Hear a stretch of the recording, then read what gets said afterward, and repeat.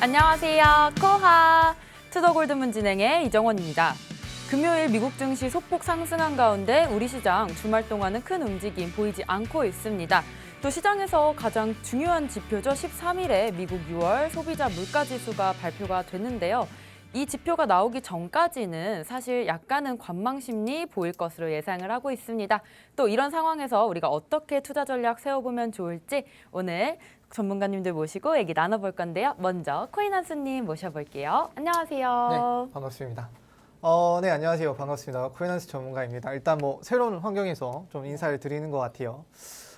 이런 그런 새로운 기쁨으로 또 시장도 앞으로 좀 좋은 일이 있었으면 좋겠는데 아무래도 시장 자체가 조금 뭐랄까 너무 재미가 없죠. 너무 뭐 민기적 거리면서 뭔가 이렇게 방향성도 제시하지 않고 위아래 왔다 갔다 그냥 똑같은 가격 안에서 위아래 왔다 갔다 하는 모습만 좀 보여주고 있는 것 같아요. 자, 이런 이유는 아무래도 지금 시장에 제시된 이 악재들이나 뭐 그런 문제거리들이 하나도 해결된 게 없거든요. 그런 식으로 하나하나씩 해결하기 위해서 우리에게 필요한 거는 무엇이다? 시간밖에 없다라는 것만 좀 알아두시면 될 것 같아요. 그래서 7월 초, 7월 말 이렇게 나눠져 있는 이런 내용들에 의해서 그 결과값이 나와야 우리가 앞으로 어떻게 대처할지 알 수 있는 이 방향성이 많이 제시가 될 것 같고요. 그래야 우리가 위로 갈 수 있는 내용들이 좀 차곡차곡 쌓여야 앞으로 시장에 좋은 내용들이 더 많이 나올 거고, 이렇게 안 좋은 내용 시장일 때는 어쩔 수 없어요. 다 모두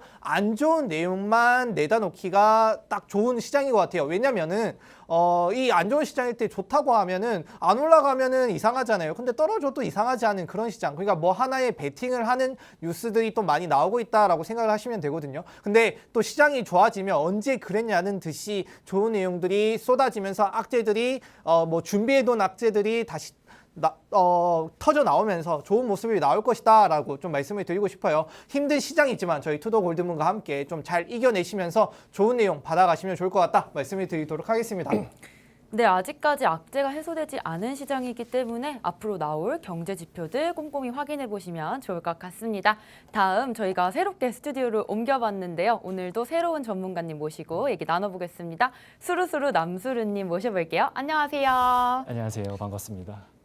안녕하세요. 처음 뵙겠습니다. 투더 골드문 시청자 여러분들, 저는 남수루 전문가입니다. 반갑습니다. 아랍의 석유 부자 만수르가 있다면 이 코인 시장, 이 크립토 시장에 바로 저 남수르가 있습니다. 이 코인 시장에서 부자 되는 법 제가 알려드리도록 하겠습니다. 그렇기 때문에 여러분들은 저 남수르와 함께 가시면 이 코인 시장에서 부자 되실 수가 있습니다. 그렇기 때문에 우리 투더 골드문도 많은 사랑, 저 남수르도 많은 관심 부탁드리면서 오늘 영상도 끝까지 시청해 주시면 감사하겠습니다. 네, 새로 오신 남수르님까지 인사드렸습니다. 저희 계속해서 코인 소식 같이 볼 텐데요. 저와 같이 화면 보시겠습니다. 네, 테더에 대한 의심이 계속되고 있습니다. 유동성 풀 공급이 비중이 증가됐다고 하는데요. 현재 테더를 내놓고 다른 암호화폐로 바꾸려는 수요가 그만큼 늘어났다는 말인 것 같습니다. 네, 다음 기사 보시겠습니다. 한국은행은 미국이 내년 금리 인하에 돌입할 것으로 보입니다. 내년부터 잠재적 성장률이 하회된다고 말했는데요. 또 이 부분에 대해서 코인한수님 어떻게 생각하시나요? 아무래도 일단은 당연히 경제가 나빠지는 건 지금은 당장은 그럴 수밖에 없는 것 같아요. 네. 미국 경제도 계속 금리를 올리면서 나쁜 내용들이 앞에 말씀드렸다시피 나쁜 내용들이 하나도 해소가 된 것들은 없거든요. 뭐 전쟁 이슈, 뭐 곡물 이슈, 이런 에너지 이슈 이런 내용들이 계속 쌓이고 있기 때문에 우리 하는이라고 해서 전혀 뭐 미국과는 다르게 다른 경제와는 다르게 이어질 수 없는 그런 시장 구조는 똑같죠. 그래서 계속 나빠질 만한 내용들밖에 없다. 그래서 전체적으로 당분간의 시장 흐름은 좀 나쁜 영향으로 갈 것이고, 만약에 이 상승을 하기 위해서는 어떠한 모멘텀이 필요한데 지금 당장 그 모멘텀도 좀 부족한 상황이다라고 좀 말씀을 드릴게요. 네, 말씀 감사합니다. 다음 기사 같이 보시겠습니다. 네, 마이크로 스트래티지가 6배 오른다고 말을 했습니다. 2024년 말에 비트코인이 95K가 전제가 돼야 된다고 하는데요. 마이크로 스트래티지의 장기 보유 전략 아직 바뀌지 않았는데 또 이 부분 코인한수님께서는 어떻게 생각하시나요? 이것도 똑같죠. 근데 24년 말이라고 하잖아요. 앞으로부터 2년이나 남았습니다. 그렇다는 뜻은 지금 비트코인이 지금 많은 사람들이 크립토의 겨울이다라는 내용들이 많이 말하고 있잖아요. 그 겨울이 지나고 나서의 내용이기 때문에 그때는 뭐 봄, 여름 이 시기라고 생각을 할 수 있을 것 같아요. 그때 뭐 만약에 지금 이게 4주년 주기로 이어진다라면 그때가 맞는 말이니까 또 상승이 또 뒷받침되는 내용이라고 생각을 하고 있습니다. 그래서 뭐 95K라고 하는데 그러면 당장 95K까지 올라갈 수 있을지는 어느 누구도 모릅니다만은 그냥 그렇게 예측은 또 아무나 할 수 있는 내용이죠. 그래서 그 내용만 믿고 너무 투자하시기엔 좀 리스크가 있고 조금 천천히 시장 상황을 보시면서 투자하는 게 맞다라고 좀 말씀을 드릴게요. 네, 다음 기사 보겠습니다. 네, 퍼펙트 스톰 마가라 금감원이 리스크 대응에 총력을 다하는 대응 방안을 논의했다고 합니다. 네, 이렇게 항상 시장에 어떤 이슈들과 호재들이 있는지 또 저희 투더골드문과 함께 하시면 좋을 것 같습니다. 저희 계속해서 썰전 코너 이어갈 텐데요. 오늘 썰전의 주제는 바로 비트코인 지금 바닥인가 아닌가에 대해서 얘기 나눠보도록 하겠습니다. 먼저 얘기 주실 전문가님. 제가 먼저 말씀을 드려보도록 하겠습니다. 일단 오늘의 주제가 비트가 바닥인가 아닌가에 대해서 말씀을 드리려고 하는데 일단 그 전에 비트의 과거의 흐름에 대해서 먼저 말씀을 드리려고 해요. 일단 과거로 흘러갑니다. 저희가 과거로 흘러가서 코로나 때로 흘러가겠습니다. 코로나 때 코로나 팬데믹이 발생을 하면서 모든 자산들이 폭락을 하게 됩니다. 이렇게 폭락을 할 때 비트코인도 예외 없이 폭락을 하는 그런 사태를 맞았습니다. 이러면서 많은 사람들이 그렇게 얘기를 했어요. 비트코인 망했다. 이제 끝났다. 그런 소식들을 많이 접했는데 이제 그때 미국에서 양적 완화 정책을 합니다. 양적 완화 정책을 함으로써 시장에 돈을 풀게 되죠. 이 시장에 돈을 풀므로써 이 모든 자산들이 큰 상승을 이루어 줍니다. 주식, 부동산, 기타 등등 많은 자산들이 큰 상승을 하는데 그 중에서도 이 비트코인이 가장 큰 상승폭을 보여주게 되었습니다. 이 코로나 팬데믹 때 발생한 저점으로부터 4월 달에 찍은 해외 차트 기준으로 62K예요. 이 저점에서부터 이 62K까지 이 몇 퍼센트 상승인지 아십니까, 여러분들? 바로 1000%가 넘습니다. 이 1000%가 넘는 상승률을 보여주었다. 우리는 이런 수직으로 상승하는 이 차트를 보고 우리는 유명한 모델을 생각을 할 수가 있어요. 바로 하이먼 민스키 모델입니다. 하이먼 민스키 모델이란 기관이 투자를 해서 이제 개미들이 그 위에 올라타는 이제는 수직으로 상승을 했다가 나중에는 수직으로 하락을 하는 그런 형태의 모델을 뜻합니다. 이런 비트코인이 이런 하이먼 민스키 모델과 매우 흡사하게 흘러갔다. 그래서 이 4월 달에 62K 고점을 찍고 이 하이먼 민스키 모델처럼 수직으로 하락을 합니다. 반등도 한 번 없이 수직으로 내리꼽는 그런 모습을 보여주었습니다. 이렇게 하락을 하면서 근데 이 하이먼 민스키 모델과 같이 가려면 그 전 저점을 뚫고 내려가서 이 시장의 공포를 조장하면서 공포를 조장한 뒤로 이렇게 안정세를 찾으면서 상승을 이루어 주어야 하는데 갑자기 비트코인이 하락이 멈췄어요. 왜 하락이 멈췄냐? 이 모델대로 흘러가려면 더 하락을 했다가 이제 안정세로 접어들어야 되는데 왜 하락이 멈췄냐 우리가 들여다보니까 6월 말에 21년 6월 말에 비트코인 선물 ETF가 승인이 납니다. 이 비트코인 선물 ETF가 승인이 나면서 신규 자금들이 유입이 되죠. 이런 신규 자금들이 유입이 되면서 이제는 오히려 그전 고점이었던 이 62K를 뚫고 69K까지 상승을 하는 어마어마한 흐름을 보여줍니다. 그러면서 이제 사람들을 외쳤습니다. 비트코인 이제 10억이다. 1억이 아니라 이제 우리 목표는 10억이야. 사람들이 이제 열광을 합니다. 하지만 이때 우리는 재밌는 특이점을 찾을 수가 있어요. 우리 투더골드문을 시청하시는 분들이라면 다들 알고 계실 거예요. 이 정답을 알고 있어요. 제가 말씀드리고 싶은 이 특이점을 알고 있어요. 이 비트코인 선물 ETF가 승인이 됨으로써 이 나스닥과의 동조화가 일어납니다. 바로 커플링이라고 하죠. 비트코인과 나스닥이 커플이다. 둘 다 커플이니까 나스닥이 하락을 하면 나도 커플인 비트코인도 하락, 나스닥이 상승하면 나도 커플인 비트코인도 상승을 하는 이런 커플링 현상이 나타납니다. 우리가 초등학교 때, 중학교 때 수학 시간에 이런 방정식을 배워요. A랑 B랑 같다. B랑 C랑 같다. 그러면 이 A와 C가 같다. 이런 방정식을 배웁니다. 그러면 이 A가 비트코인, B가 나스닥. 그러면 C. 이 C를 알다면 우리가 비트코인이 오르는지 내리는지 그걸 확인할 수가 있습니다. 그러면 우리가 이 C가 무엇일까? 이 C가 무엇일까가 정말 중요한데 여러분들은 알고 계세요. 알고 계세요. 이 투더골드문 계속 시청하신 분들이라면 알고 계십니다. 작년 11월 달부터 69K 고점을 찍고 나스닥과 비트코인은 갑자기 하락을 하게 됩니다. 대형 악재가 터졌죠. 이 악재가 무엇이냐?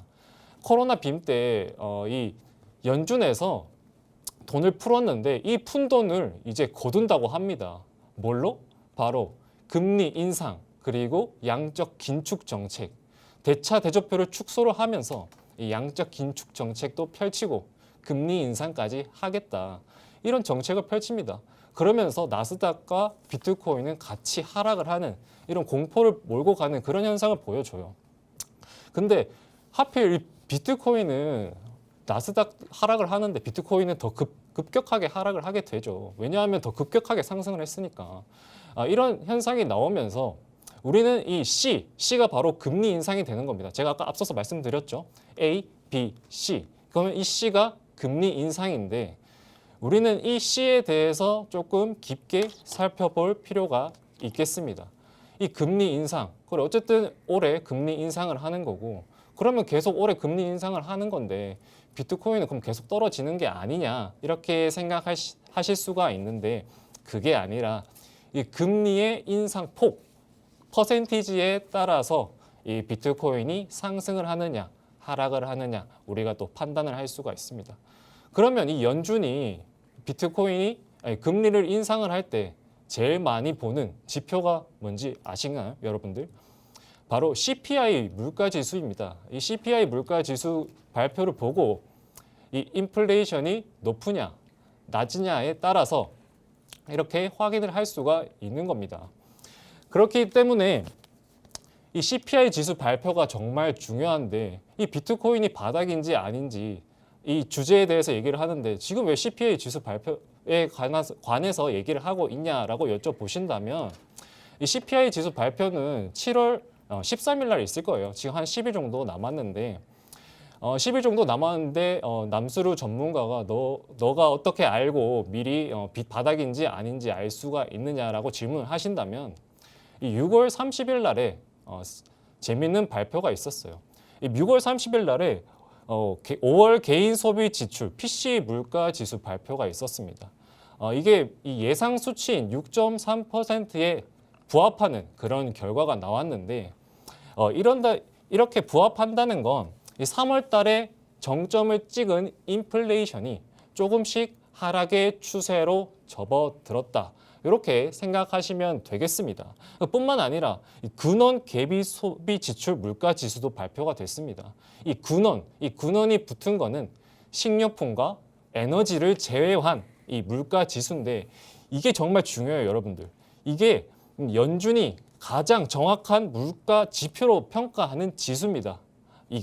근데 이 예상치가 이게 4.8%였는데 자그마치 0.1% 하락한 4.7%로 발표가 됐습니다. 그렇다는 건 이 물가가 조금씩 잡히고 있다. 어쨌든 우리는 인플레이션 정점을 찍었고 이제는 하락하는 추세로 가고 있다. 그러면 반대로 우리 비트코인과 나스닥은 바닥을 찍었고 점점 U자 형태를 그리면서 이제 상승을 보여주는 그런 형태를 보여줄 것이다라고 말씀을 드리고 싶고 두 번째로 일단 제가 A, B, 비트코인과 나스닥 커플링 된다고 말씀을 드렸잖아요. 그렇다면 우리도 차트를 안 볼 수가 없습니다. 이 차트를 보신다면 나스닥이 하락을 합니다. 나스닥이 하락을 하는데 나스닥이 하락을 할 때 하락 추세선에 맞게 하락을 합니다. 일단 이 화면을 안 보고 제가 일단 말씀을 드릴게요. 이 하락 추세선에 맞게 하락을 하는데 정확하게 하락 추세선에 맞게 하락하는데 이 모양이 하방 쐐기형, 이 거래량이 줄면서 하방 쐐기형 모양의 그림을 그리면서 하락을 하게 됩니다. 이런 패턴 모양, 폴링 웨지 패턴이라고 표현을 하죠. 이 폴링 웨지 패턴이 나온다면 보통 70% 이상은 하락 추세에서 상방 추세로 전환이 된다. 이렇게 말씀을 드리고 싶습니다. 우리 투자자들은 확률이 높은 곳에 투자를 할 수밖에 없습니다. 그렇기 때문에 이런 나스닥의 흐름과 패턴, 차트 패턴이 폴링 웨지 패턴을 그려준다. 그리고 인플레이션이 조금씩 잡힌다는 이런 지표 발표까지 더불어서 지금은 바닥이다, 바닥권. 물론 전저점을 뚫고 하락은 할 수 있어요. 하락은 할 수 있는데 찍고 다시 V자 반등을 이뤄주는 완전 저점이다고 확실히 말씀 못 드리지만 지금은 바닥권이다라고 말씀을 드릴 수 있겠습니다. 그렇기 때문에 현이치 저희 매도를 할 때가 아니라 매수를 해야 할 때다. 이렇게 말씀드리면서 마무리하도록 하겠습니다. 네, 남수르 전문가님께서는 과거 비트 움직임까지 봐주시면서 현재 지금 바닥권이라는 말씀 주셨습니다. 그렇다면 또 코인한수님께서는 지금 바닥인가에 대해서는 어떻게 생각하세요? 저는 일단 개인적으로 아직은 바닥인지 아닌지 솔직히 모르겠어요. 왜냐면은 그 전에 제가 한번 말씀을 드렸던 것 같아요. 일단 앞에 말씀해 주신 것처럼 이거 뭐 5월 달에서 뭐 근원 뭐 소비자 신뢰 지수 뭐 등등 해서 뭐 좋게 나왔다 나쁘게 나왔다 얘기를 했는데 제가 그 전에 이 금리 인상 관련해서 플랜을 하나 말씀을 드렸거든요. 어떤 플랜이었냐면 지금 이 최근에 발표된 이제 소비자 물가 지수 같은 경우는 잡히지 않는 모습을 확인을 했어요. 그렇다 보니까 이제 FOMC에서 어떤 결과가 나왔나요? 0.75%의 자이언트 스텝을 밟으면서 우리 금리 인상을 하기 위해 보고 있다라고 했는데 사실 이 자이언트 스텝을 한 지 이제 한 달이 되어 가거든요. 근데 과연 이게 잡힐까라는 저는 의문점이 솔직히 들어요. 왜냐면은 그 주의를 둘러싼 이 환경 자체가 사실 개선된 게 하나도 없거든요. 뭐냐면 러시아 우크라이나 전쟁 같은 경우는 조금 더 심화가 되고 있죠. 지금 뭐 여러 유럽 같은 경우는 나토를 가입하겠다라는 식으로 뭐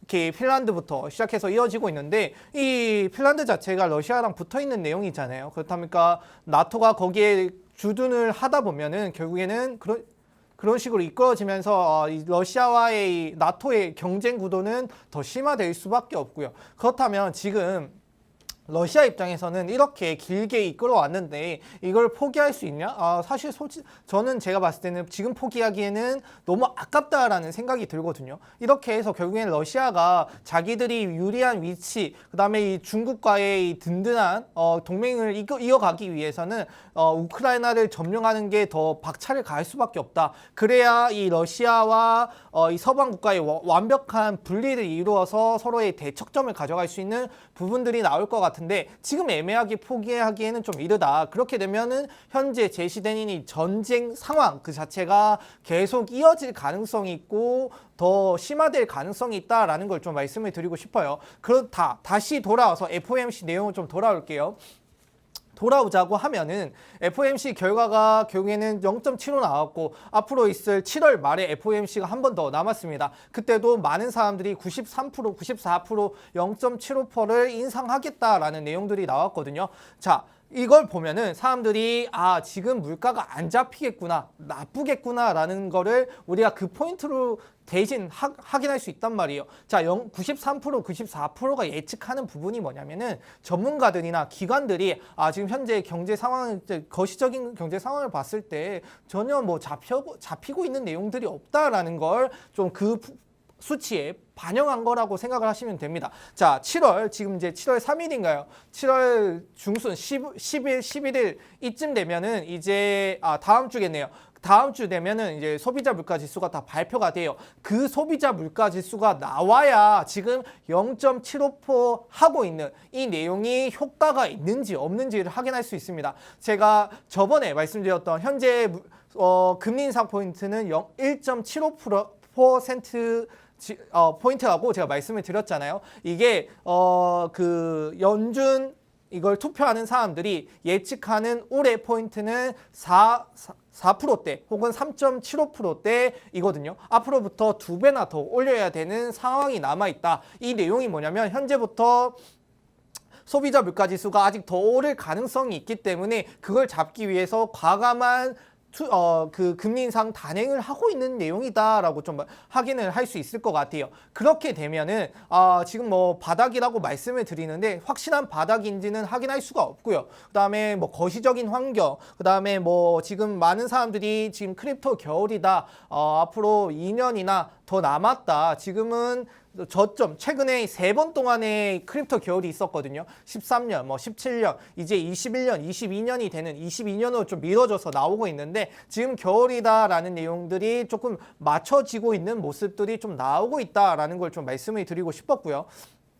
그리고 7월달 넘어가면 이제 8월달은 FOMC가 남아있지가 않아요. 그렇게 흘러가서 9월달에 남아있거든요. 그러면 우리에게 주어진 기회가 뭐냐면은 자 이제 7월달 FOMC가 끝나고 그때 이 한 달 동안 혹은 2달 동안 확실한 소비자 물가지수가 잡히는 걸 우리 눈에 포인트적으로 보여줘야 되는 이 고비가 하나 남았다. 그 고비가 진짜 넘어섰을 때 우리가 이 소비자 물가지수가 잡히고 있는지 아니면 찐 바닥인지 확인할 수 있는 기회가 될 것이다. 혹은 그때부터가 모멘텀인 내용들이 될 것 같아요. 자, 모멘텀이라고 하는 거는 확실한 추세 전환이죠. 혹은 이 추세 전환이 됐을 때 그걸 밀어주는 힘이라고 보실 수 있거든요. 근데 지금 자체는 그걸 밀어줄 수 있는 힘들이 없어요. 자, 시장을 보시면은 뭐 올라갔다가 빠졌다가 올라갔다가 빠졌다 이걸 반복을 하잖아요. 그렇다는 뜻은 이게 저점일 수도 있고 방향성을 제시를 했는데 그 방향성이 힘이 약해서 다시 꼬꾸라지거나 또 떨어졌는데 무슨 어떤 좋은 내용들이 있어. 이걸 쌓아가면서 올라가야 되는데 근데 이걸 올라가기 위해서는 저희한테 뭐가 필요하겠어요? 호재나 이걸 뒷받침해 줄 수 있는 힘이나 이런 부분들이 필요하거든요. 근데 그런 힘 부분들이 너무나 약한 시장이다. 자, 현물 ETF를 예로 들게요. 자, 현물 ETF가 사실 뭐 반려가 됐다 했을 때 시장들이 떨어지는 그런 모습을 보여줬거든요. 사실 저는 그때 시장이 떨어지는 걸 조금 의아하게 생각을 했어요.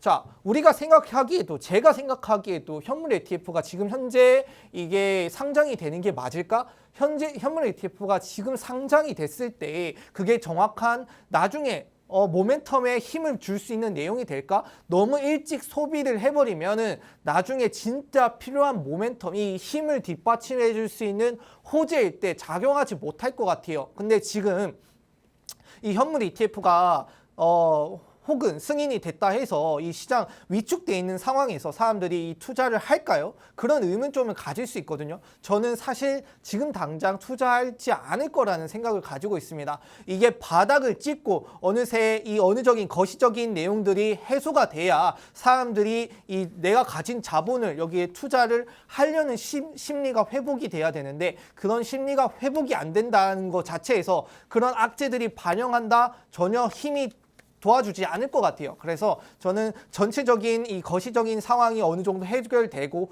FOMC나 소비자 물가 지수가 꺾이는 그 포인트 2번 연속 정도는 꺾여야 된다라고 생각을 하고 있습니다. 왜 2번 연속 꺾여야 되냐면은 저번에도 한번 보여줬어요. 한번 약간 꺾이는 모습을 보여줬는데 그 다음 달 어떻게 됐죠? 다시 정고점을 찍으면서 꺾이는 듯 했으나 올라가는 모습 우리에게 약간 뭐 바이더 딥인가요? 그런 모습을 보여주면서 우리에게 희망과 이렇게 나쁜 모습을 보여줬어요. 근데 그렇게 나쁜 내용들을 한번 보여줬기 때문에 앞으로 있을 FOMC 때 혹은 소비자 물가지수 때 매달 나오잖아요. 이때마다 연속으로 깎이는 모습을 보여줘야 그때가 저는 저점이다. 그때부터 사람들이 이 소비 심리가 조금 위축된 게 개선이 되면서 나올 것 같고 그때에 맞춰서 뭐 현물 ETF나 그다음에 거시적인 이 호재들이 작용해 준다라면 진정한 반등 모멘텀이 나올 것 같고 지금 2024년 겨울 봄 여름까지 솔직히 우리가 꼭 기다리라는 법은 없습니다.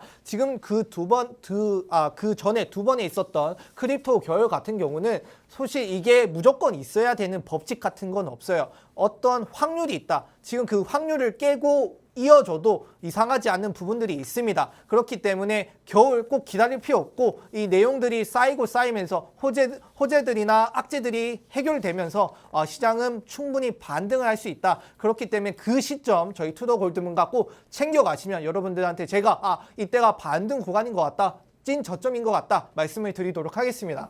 네, 코인 한수님께서는 아직은 바닥이 아니다라는 상황 짚어주셨고요. 계속해서 거시경제 상황이 조금 풀려야지 우리가 또 상승할 수 있는 여력이 있다고도 말씀해 주셨습니다. 그렇다면 제가 남수르 전문가님한테 질문 하나 드리겠는데요. 만약에 지금이 바닥이라면 경기는 좀 좋아질지 어떻게 흘러갈지 좀 궁금한데요. 네, 지금이 바닥이긴 한데 이 바닥 이후로 경기가 좋아질지에 대해서 말씀을 하셨습니다. 미국의 역사를 들여다보면 미국의 경기 침체가 13번이 있었어요. 13번이 있었는데 그중에 10번이 이 경기 침체가 있기 전에 전조 증상이 있습니다. 그 전조 증상이 무엇이냐? 바로 장단기 금리 차의 역전이 발생했다는 거예요. 이 장단기 금리 차에 대해서 간단히 설명을 하면 미국 국채 10년물 국채와 미국 2년물 국채의 금리가 역전되는 현상인데 일반적으로 10년물 국채의 금리가 더 높습니다. 근데 이 연준이 금리를 인상을 하면서 이 국채를 가지고 있던 사람들이 팝니다. 2년물 국채를 가지고 있던 사람이 팔아서 이제 은행에 맡기는 그런 현상이 나타나는 거예요.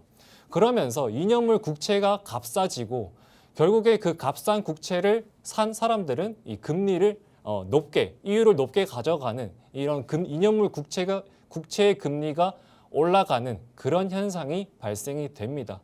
그렇기 때문에 지금 장단기 금리 차가 조금씩 역전이 되고 있죠. 하지만 지금은 앞서서 말씀드린 것처럼 확실히 바닥권이고 매도를 해야 할 때가 아니라 매수를 해야 할 때며 반등은 주겠지만 내년 혹은 내후년의 경기 침체는 피할 수 없을 것이다. 이렇게 좀 마무리하면서 얘기를 해보고 싶습니다. 네, 남수르 전문가님께서는 또 경기 침체 얘기를 해주시면서 또 내년의 경기 침체를 우리가 피해갈 수는 없다는 말씀 주셨습니다. 그렇다면 마지막으로 코인 한수님께서는 경기에 대해서는 어떻게 보시는지요?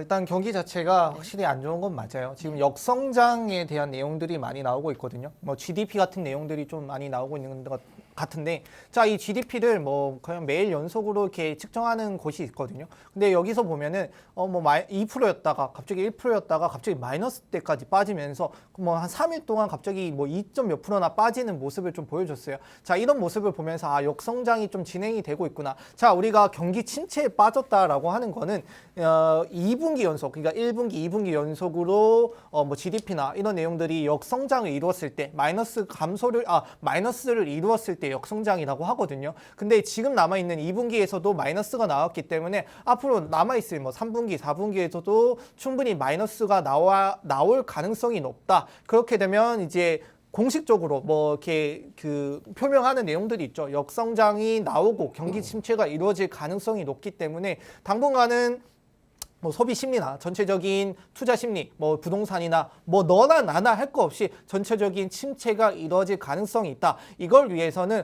하나하나씩 지금 쌓아놓은 숙제들이 빨리 해결이 돼야 되고, 그 해결이 된다라면 그때부터가 진짜 이제 여러분들한테 줄 수 있는 매수 타이밍이고 좋은 기회이지 않을까 말씀을 드리도록 하겠습니다. 네, 오늘 이렇게 두 분 전문가님 모시고 썰전에 대해서 얘기 나눠봤는데요. 바로 오늘 주제 비트코인 바닥인가에 대해서 얘기 나눠봤습니다. 저희는 계속해서 코인스쿨로 돌아오겠습니다.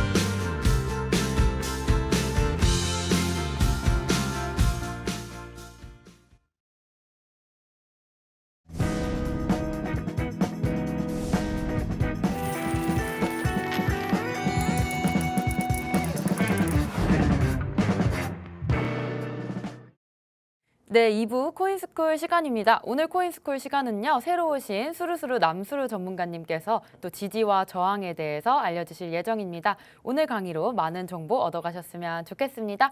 남수루님 모셔볼게요. 네, 안녕하세요. 남수루입니다. 첫 방송에 나오자마자 이 펜스를 잡고 강의를 맡게 되었습니다. 일단 저희 2부 강의, 이 실전 매매의 정석에 대한 강의입니다. 일단 실전 매매의 정석에 들어가기에 앞서서 이 투덜고드문을 시청하시는 분들께 한번 질문을 한번 해보려고 해요. 이 시청하시는 분들은 지금 코인 시장에 투자를 하고 계십니다. 맞으시죠? 그렇다면 이 코인 시장에 투자를 한다. 그렇다면 여러분들은 왜 코인 시장에 투자를 하시려고 하는 겁니까? 우리는 왜 코인 시장에 투자를 하려고 할까요? 왜? 주식, 부동산, 금, 이 자산이 아닌 우리는 왜 하필 이 코인에 투자를 하려고 할까? 지금 오늘 강의에 앞서서 이걸 먼저 질문을 드리려고 합니다. 그러면 여러분들이 대답을 하지 못하시니까 저는 코인 한수님께 한번 여쭤보도록 하겠습니다.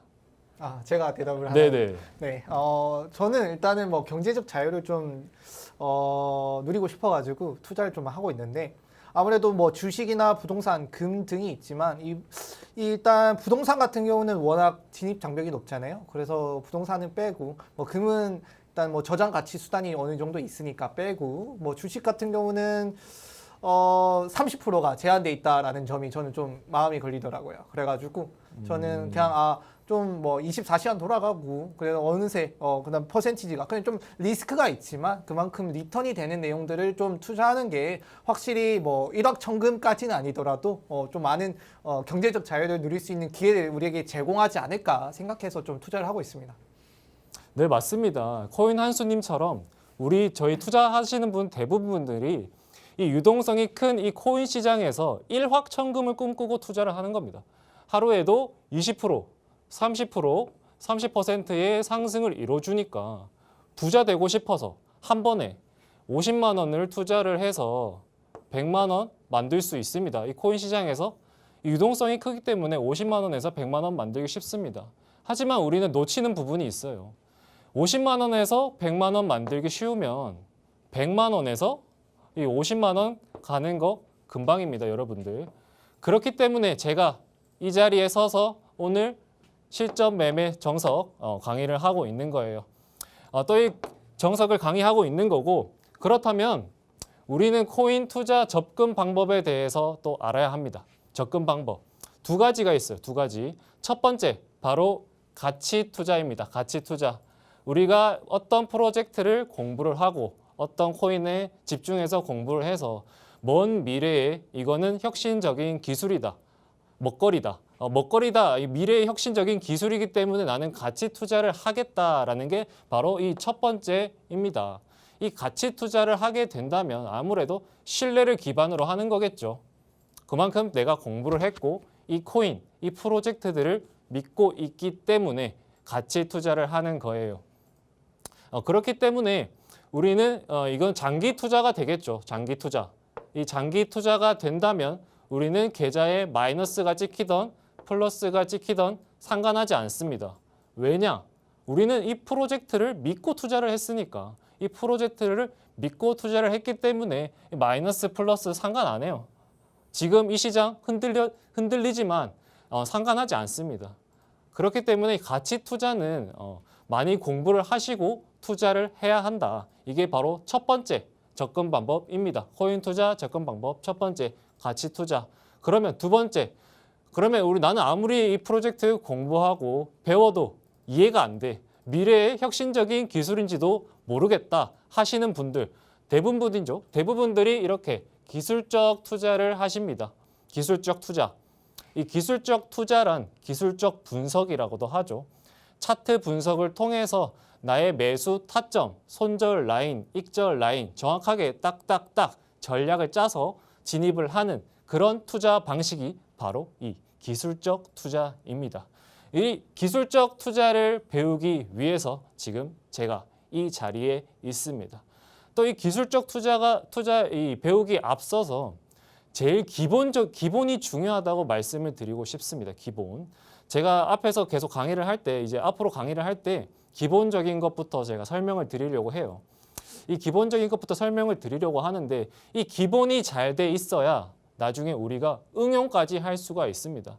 이 기본이 안 돼 있는데 나중에 응용을 하려고 하면 안 됩니다, 여러분들. 그렇기 때문에 일단 기본이 정말 중요하다.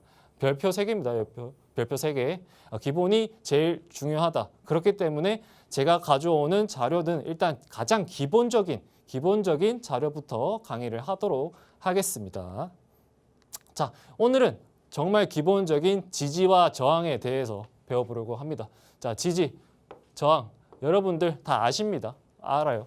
엄청 쉬운 거예요. 엄청 쉽지만 그만큼 앞서서 말씀드린 것처럼 기본이 가장 중요하다고 말씀을 드렸습니다. 자, 이 지지와 저항이 왜 중요하냐? 이 매매를 하면서 가장 기본이지만 이 매매의 근거가 됩니다. 내가 여기에서 왜 매수를 하느냐, 왜 매도를 하느냐, 그 근거가 된다는 말이에요. 이 근거가 있어야 내가 손절을 하던가 익절을 하던가 그렇게 전략을 세울 수가 있습니다, 여러분들. 자, 그리고 이게 두 번째가 또 중요합니다, 여러분들. 매도자의 심리가 반영되어 있다. 이 지지와 저항에서 이 매수자와 매도자의 심리가 반영되어 있습니다. 이게 엄청 중요합니다, 여러분들. 별표 하셔야 돼요. 매수자의 심리가 반영되어 있는 게 바로 지지와 저항이다라는 점. 그리고 이 지지와 저항에는 종류가 3가지가 있죠. 수평적인 지지와 저항, 그리고 추세적인 지지와 저항. 추세라고 하면 이런 상방 추세, 이런 하방 추세 이렇게 2가지 정도가 있습니다. 그리고 뭐 패턴 모양의 지지와 저항이 있다 이렇게 알고 계시면 되겠습니다.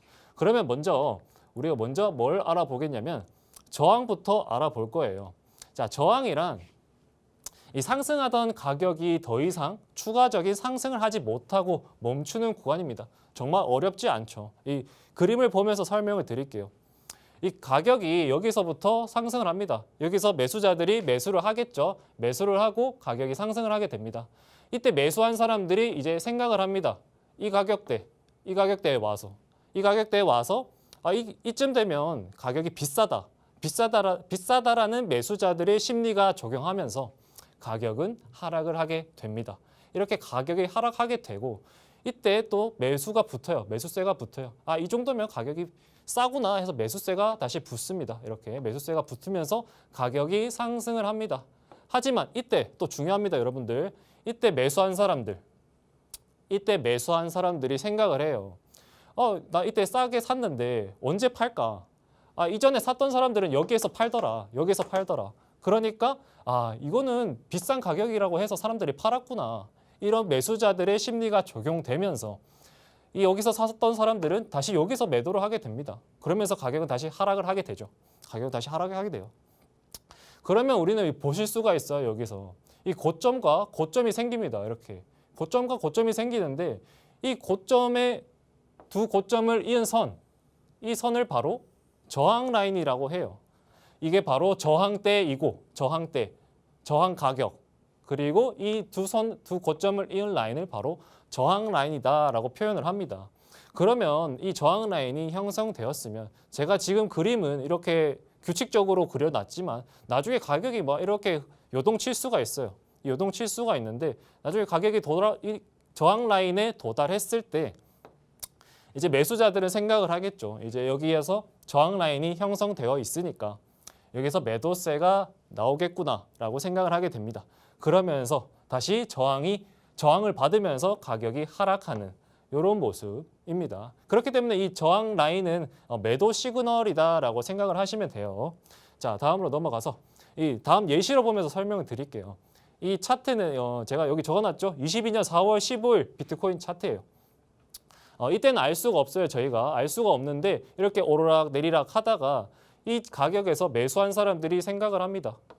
이렇게 가격이 상승을 했는데 여기에서 이 가격은 좀 비싸지 않을까. 아무리 생각해도 내가 생각하기엔 여긴 비싸다라는 매수자들의 심리가 적용되면서 매도세가 나옵니다. 매도세가 나오고 어쩌다가 상승을 해요. 여기서 사는 사람들도 있겠죠. 이게 사는 사람들도 하지만 여기에서 앞전에 매수했던 사람 여기서 팔더라. 나도 여기서 팔겠다라는 매수자들의 심리가 또 적용이 됩니다. 앞서 제가 설명드렸던 그러면 이 고점 두 개가 형성이 돼요. 이 고점 두 개. 아까 고점 두 개가 형성되면 제가 줄을 끄라고 말씀을 드렸죠. 이 고점을 이으면 이게 바로 저항 라인이 되는 겁니다. 저항 라인.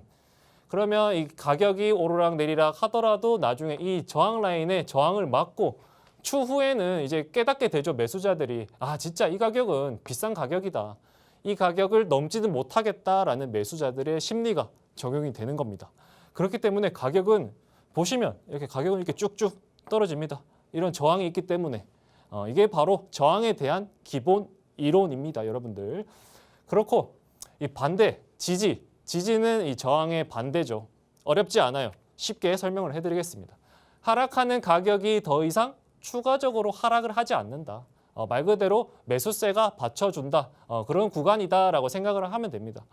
이 높은 가격에서 이제 매도세가 나와서 하락을 하게 됩니다. 이렇게 하락을 하게 되는데 이 매수자들이 생각을 해요. 이제 이 가격은 아무리 생각해도 내가 두 번, 세 번 생각해도 이 가격은 싸다. 싸다. 그래서 매수를 해요. 매수를 합니다. 그러면 매수세가 붙으면서 가격은 상승을 하는 이런 모습 보여줍니다. 그러면서 여기 산 사람들은 여기서도 팔겠죠.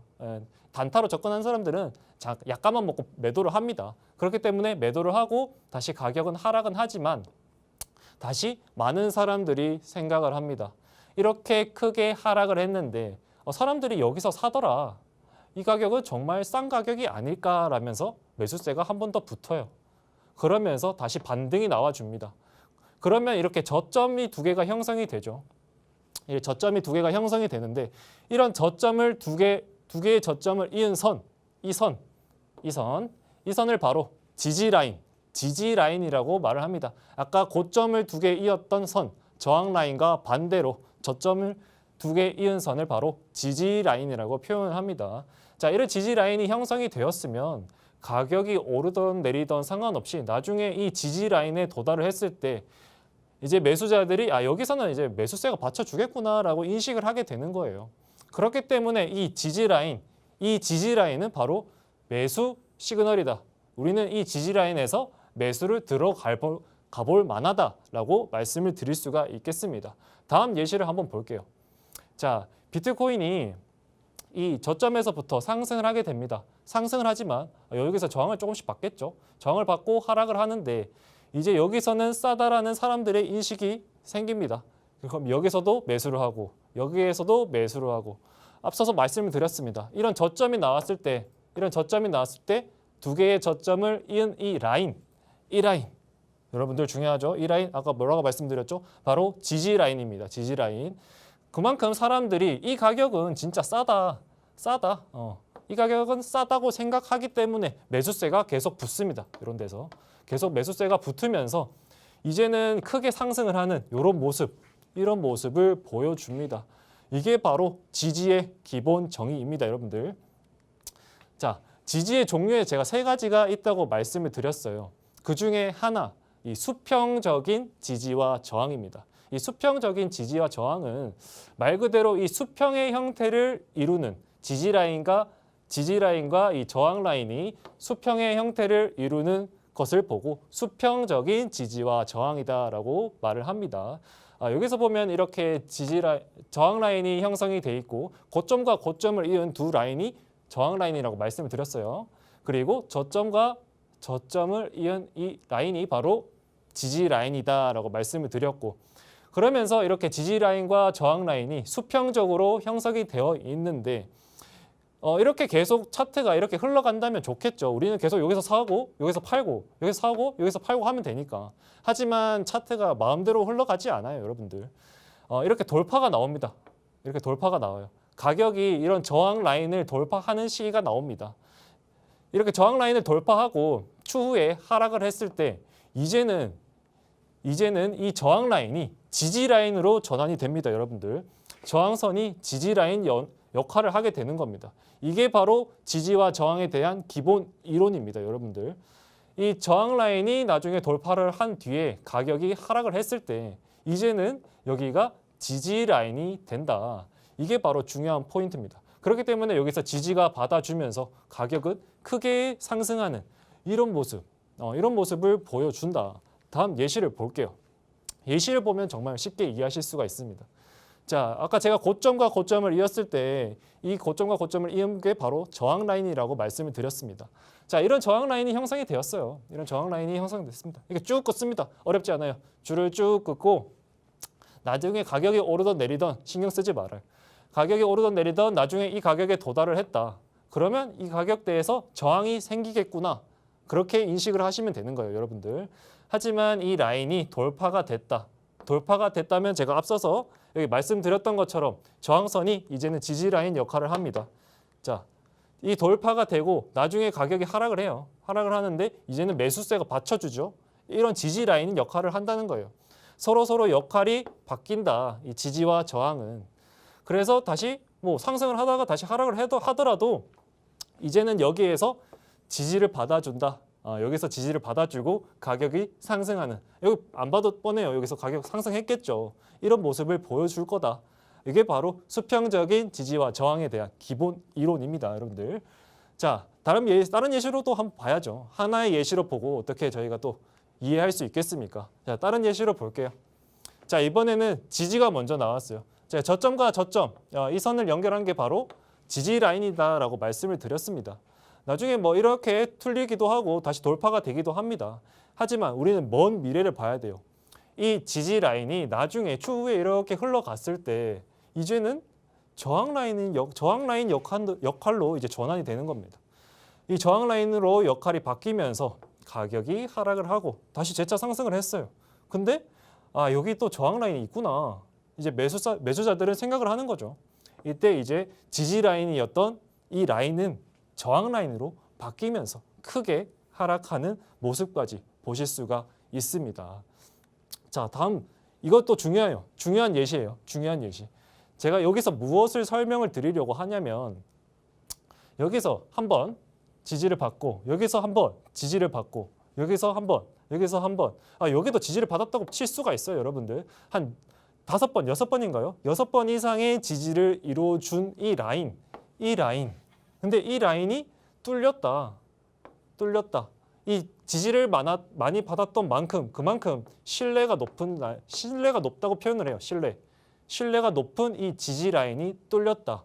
그러면 이 차트의 변화가 엄청 큽니다. 변화가 밑으로 급하게 하락하는 이런 모습도 보실 수가 있습니다. 이런 신뢰가 무너졌기 때문에 차트가 급격하게 변하는 모습까지 확인하실 수가 있는데 이렇게 추후에 이렇게 나중에 가격이 상승하지만 이 지지 라인은 이제 저항 라인으로 전환이 되는 그런 모습까지 확인을 하실 수가 있습니다. 제가 지금 준비한 게 많아요, 여러분들. 준비한 게 많은데 지금 시간이 없기 때문에 제가 여기서 마무리하려고 해요. 하지만 우리 1시 반에 1시 30분에 우리 무료 방송합니다. 무료 방송하기 때문에 여기에 오셔가지고 제가 남은 강의 이어서 할 테니까 많은 참여 부탁드리겠습니다, 여러분들. 그리고 참여하시고 히든 코인도 제가 말씀을 드리도록 할 테니까 오늘 강의는 여기서 마무리하도록 하겠습니다.